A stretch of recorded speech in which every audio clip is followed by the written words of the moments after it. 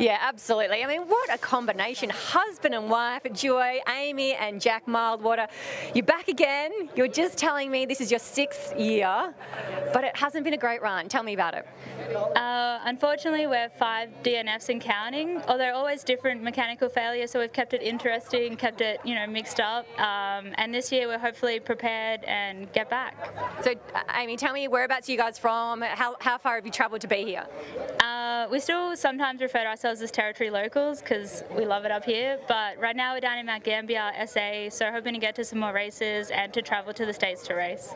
Jack, you guys are in the Class 4, so in the trophy trucks, but this looks a little different to some of the other trophy trucks. Just give me a bit of a rundown on the car. Yeah, so this one we call the Trophy Ute because, of course, it doesn't have that traditional truck body on it.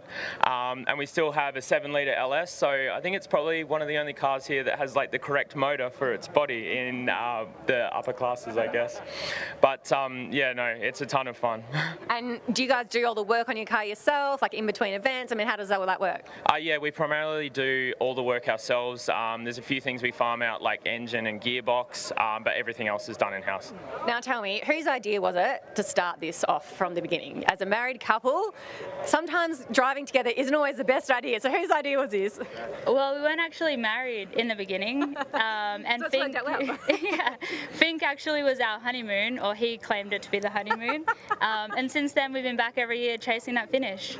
I love it. This is the best story. And you need to tell me about the little pup on the side of the car.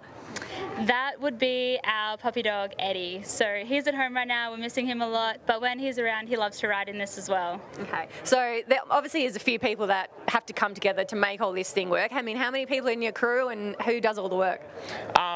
Everyone pitches in and does exactly what they need to, but we have a bunch of amazing team partners that enable us to do what we do, as well as the friends and family that have come together to help us out along the way. Awesome, awesome. Is there anyone in particular you guys want to give a shout out to? We'll shout out Andy, standing there, Custom Lithium, Jags, Bailey Cole. We race with him in the States, and he's a big proponent of this as well. Awesome, guys. Thank you so much for sharing your story. Good luck. I wish you nothing but success this weekend and enjoy it. Stay safe out there. Thank you so much. Yeah, that's super cool, Josh, and that car is an awesome bit of gear. It is a local built off-road race car, or a trophy ute, as they say.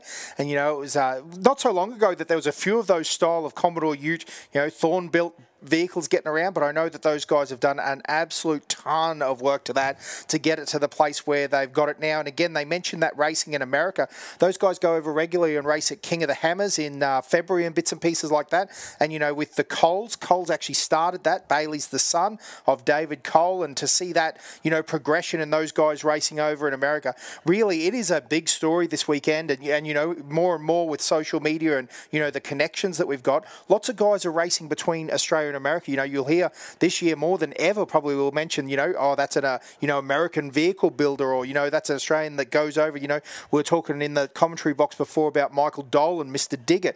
He's been racing over there in America, and now he's got his trophy truck here, and he's brought it over. He's got a new motor. It's an Australian motor and an American truck. There's all this sort of stuff going on to try to get the right combination to get that number one here at Finke, and that's the key, isn't it?